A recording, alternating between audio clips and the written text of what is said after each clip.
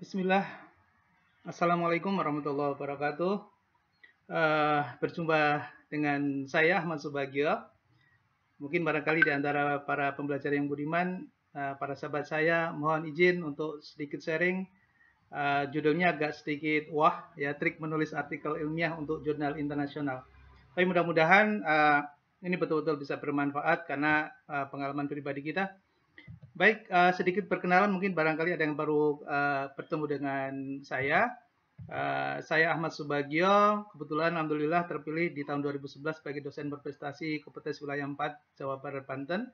Alhamdulillah tahun kemarin 2019 dapat penghargaan bakti koperasi dari Kementerian Koperasi dan UKM.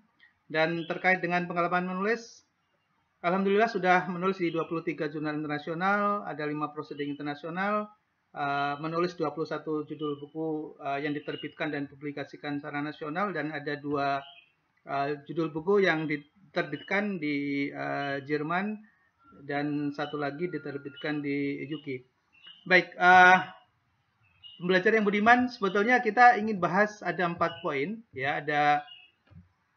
Ada poin dari persiapan, kemudian merancang desain riset, collecting data, dan menulis atau mempublikasikan. Tapi karena berhubung waktu, kelihatannya kita baru di tahapan 1 saja dalam kesempatan ini, insya Allah. Baik, ini sedikit kalimat pembuka, ya. Persiapan atau perencanaan, ya, segala sesuatu yang kita kerjakan tanpa persiapan atau perencanaan ibarat melangkah tanpa tahu tujuan. Jadi kita bicara tentang persiapan ini dalam rangka untuk melakukan research, ya. Ada 4 hal yang perlu dipersiapkan. Apa saja? Yang pertama, ketika kita sudah berniat untuk menulis suatu karya ilmiah atau artikel ilmiah, maka coba sinergikan seluruh potensi yang ada, jejaring yang ada, baik yang terkait dengan jejaring offline maupun online, ya. Kalau yang terkait dengan online, kita langsung bisa gunakan akun kita kepada seluruh jaringan referensi ke dalam akun kita, ya. Itu yang pertama. Apa itu maksudnya, nanti kita akan jelaskan. Kemudian yang kedua, collecting data dari sumber-sumber utama. Oke. Kemudian yang ketiga, siapkan aplikasi program pengolah data yang bisa membantu kita secara cepat dalam melakukan sebuah analisis. Kemudian yang ketiga, yang keempat maksudnya, kita publikasikan. Oke. Nah, saudara sekalian, apa yang dimaksud dengan kondisikan seluruh jaringan referensi ke dalam akun kita? Tahap yang pertama adalah, saran saya dan ini pengalaman pribadi saya adalah aktifkan Google Scholar. Bagi yang sudah, maka optimalkan. Bagi yang belum, segera register dan kemudian lakukan aktivasi. Kemudian yang kedua, aktifkan Mendeley, karena itu sangat membantu. Nanti kita akan lihat bagaimana proses Mendeley ini membantu dalam proses penulisan kita. Kemudian yang ketiga adalah aktifkan. Ya, kita punya ada berbagai jaringan di Sinta, di ORCID, ya, di Elsevier, di Scopus, dan sebagainya. Silahkan diaktifkan. Walaupun kita belum bisa menjadi penulis, tapi kalau kita sudah punya akun di situ, maka akan sangat membantu. Bagaimana membantu kita, nanti kita lihat.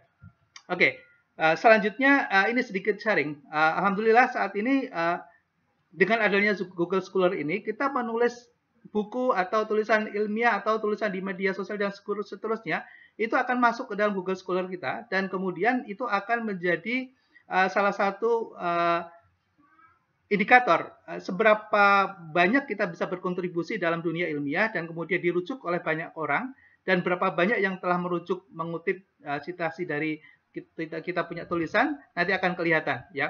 Kebetulan di sini alhamdulillah indeks kita sudah pada angka 10, ya, kalau kita lihat. Ini artinya bisa memberikan kontribusi yang signifikan pada dunia ilmiah. Nah, kita lihat sekarang dari Google Scholar itu, ternyata di Indonesia dari 100 penulis, alhamdulillah saya jadi yang kedua, ya, setelah ada Pak Kurniawan dari Unpad.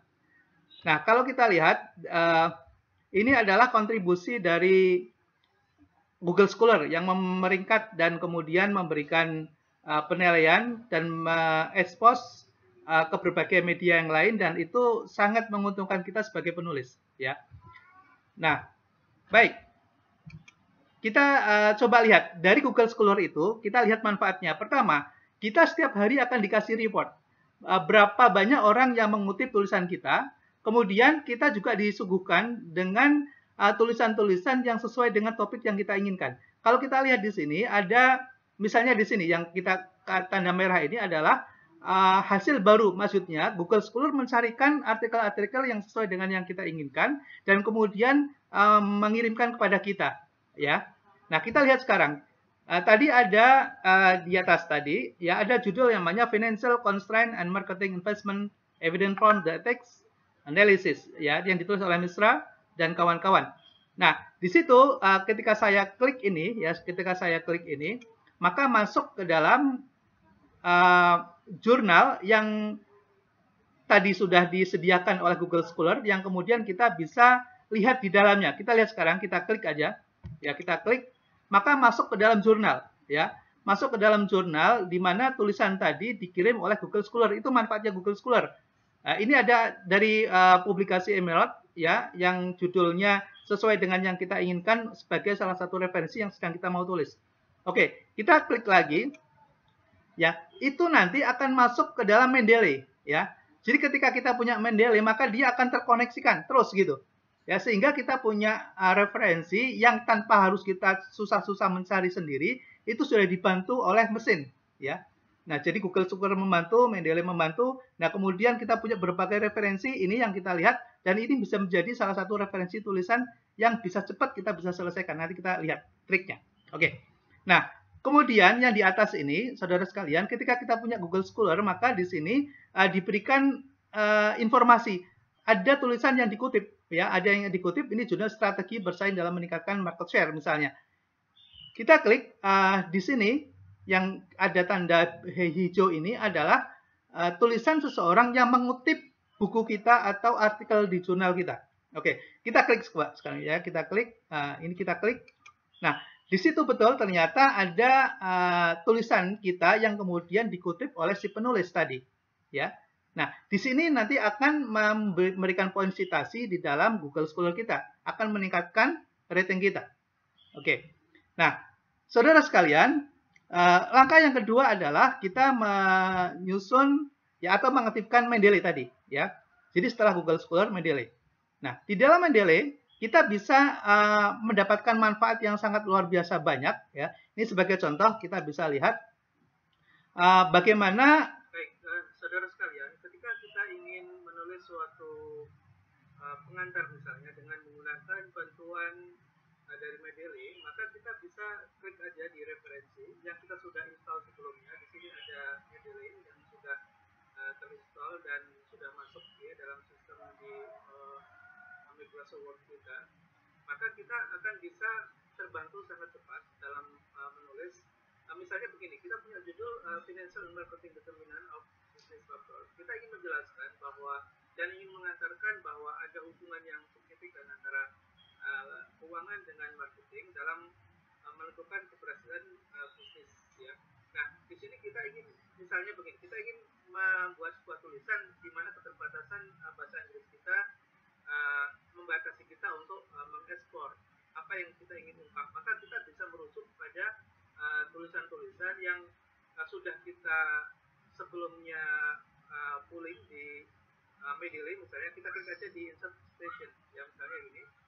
Oke, kita klik, maka kita akan merujuk kepada beberapa penulis atau beberapa artikel yang sudah kita simpan. Katakanlah kita masih ingat bahwa ada salah satu penulis namanya Sagarika misalnya, ya. Ada Sagarika, Mitra Sagarika ini kita klik, ya, kita klik di sini. Oke. Kita klik di sini, kita go to Mendeley. Kita lihat ke Mendeley kita.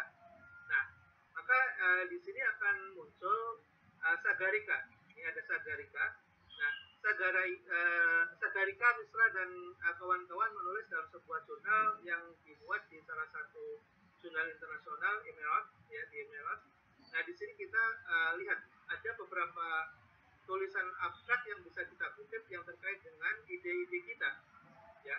Nah, misalnya di sini dia mengatakan bahwa intangible investment, ya, dia mengatakan bahwa investasi yang tidak kelihatan itu akan berdampak cukup signifikan terkait dengan keberhasilan dari sebuah pemasaran yang kemudian membuat branding. Jadi hitung-hitungan atau kalkulasi